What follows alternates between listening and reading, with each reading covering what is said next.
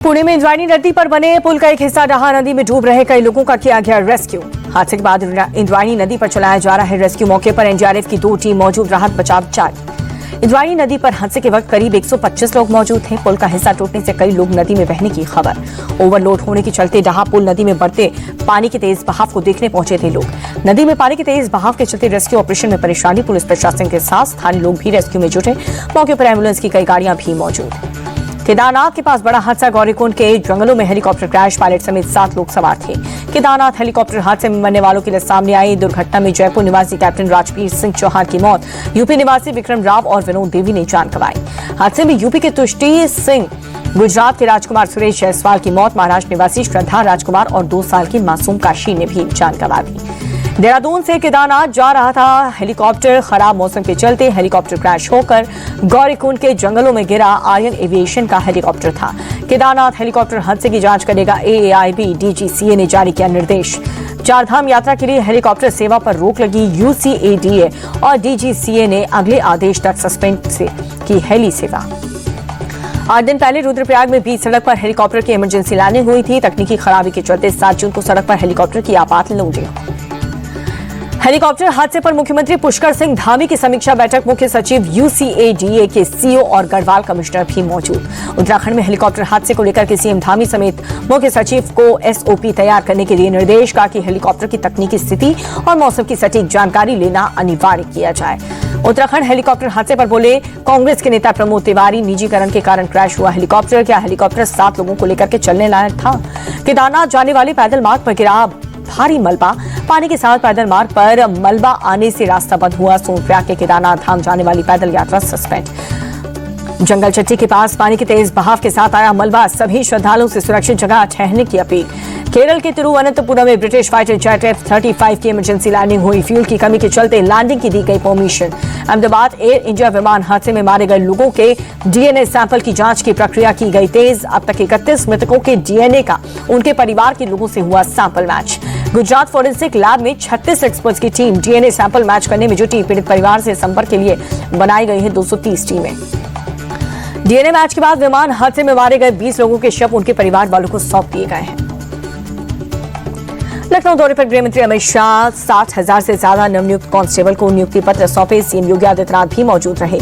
Constable नियुक्ति पत्र वितरण कार्यक्रम में बोले गृह मंत्री अमित शाह, यूपी का पुलिस बल देश में सबसे बड़ा है। गृह मंत्री अमित शाह का बयान, भर्ती में 1 पाई की रिश्वत नहीं देनी पड़ी, योग्यता के आधार पर चयन किया गया। अमित शाह ने कहा कि 2017 के बाद यूपी पुलिस बुलंदी के रास्ते पर बढ़ी। पुलिस भर्ती में बच्चियों को देख करके गर्व हो रहा है। अमित शाह बोले, यूपी में अब गुंडों का फरमान नहीं चलता। एफआईआर दर्ज होने के 3 साल के अंदर न्याय मिलेगा। पुलिस भर्ती को लेकर के लखनऊ में सीएम योगी आदित्यनाथ बोले, 2017 से पहले पुलिस भर्ती में भेदभाव होता था। भर्तियों में भाई भतीजावाद चलता था।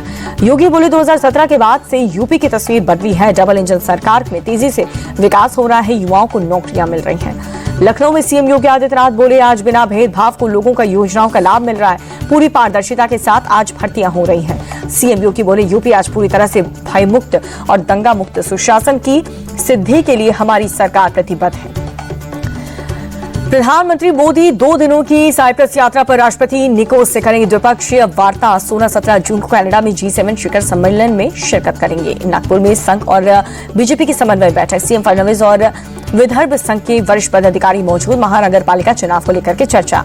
बाबा साहिब अम्बेडकर का अपमान करने पर तरुण चुग ने लालू यादव पर निशाना साधा। बोले, लालू ने अम्बेडकर की फोटो अपने पैरों में रखी। ये भारत की सोच और संविधान की सोच का अपमान है। हरियाणा के सीएम नायब सिंह सैनी रेवाड़ी दौरे पर जिला जेल के नवनिर्मित परिसर का उद्घाटन किया। कई स्थानीय नेता भी मौजूद रहे। यूपी के मथुरा में बड़ा हादसा। मसानी इलाके में एक इमारत ढही, मलबे में कई लोगों के फंसे होने की आशंका। राहत बचाव का काम जारी। मुर्शिदाबाद में बीएसएफ जवानों की हत्या। ड्यूटी पर तैनात रतन लाल सिंह की सहकर्मी ने गोली मारकर हत्या की। करीब 13 राउंड फायरिंग की, 15 गोली सीने में रखी। दोनों जवानों के बीच किसी बात को लेकर के हुई थी बहस। कथित तौर पर शराब के नशे में थे दोनों जवान। पुलिस ने आरोपी जवान को हिरासत में लिया। मध्य प्रदेश के बालाघाट में सुरक्षा बलों को मिली बड़ी सफलता। मुठभेड़ में 4 नक्सली ढेर किए गए। सर्चिंग पर निकले थे सीआरपीएफ और हॉक फोर्स के जवान। एनकाउंटर में मारा गया वांटेड अपराधी शाहरुख। सोलापुर में पुणे क्राइम ब्रांच की टीम ने ढेर किया। 23 साल के शाहरुख पर कई केस दर्ज थे।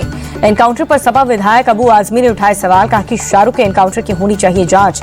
अगर आरोपी ने 7 राउंड फायर किया तो गोलियां कहां गई? मध्य प्रदेश के शिवपुरी में सीवर चैम्बर में गिरी 13 साल की बच्ची, 5 से 6 घंटे तक रेस्क्यू चलने के बाद शव बरामद। उत्सवी की मौत के बाद परिजनों ने थाने के सामने किया प्रदर्शन। पुलिस ने अपार्टमेंट प्रबंधन के खिलाफ FIR दर्ज की। दिल्ली में तेज आंधी और बारिश, सफ्दरगंज एनक्लेव में तेज हवा से गिरा मोबाइल टावर। मुंबई के कई हिस्सों में सुबह सुबह हुई हल्की बारिश, मरीन ड्राइव पर मौसम हुआ सुहाना। देहरादून में कई जगहों पर तेज बारिश, भारी बारिश के चलते जगहों पर जल भराव हुआ। सड़कों पर गाड़ियों की रफ्तार धीमी हुई। कैची धाम का 61वां स्थापना दिवस, नीम करोली बाबा दरबार में उमड़ा आस्था का जनसैलाब। यूपी से कैलाश मानसरोवर के लिए पहला जत्था रवाना, पर्यटन मंत्री जयवीर सिंह ने हरी झंडी दिखाई। और अंतर्राष्ट्रीय योग दिवस से पहले वाराणसी में योग सप्ताह कार्यक्रम का आयोजन, वन अर्थ वन हेल्थ के संदेश के साथ बड़ी संख्या में लोगों ने योग की।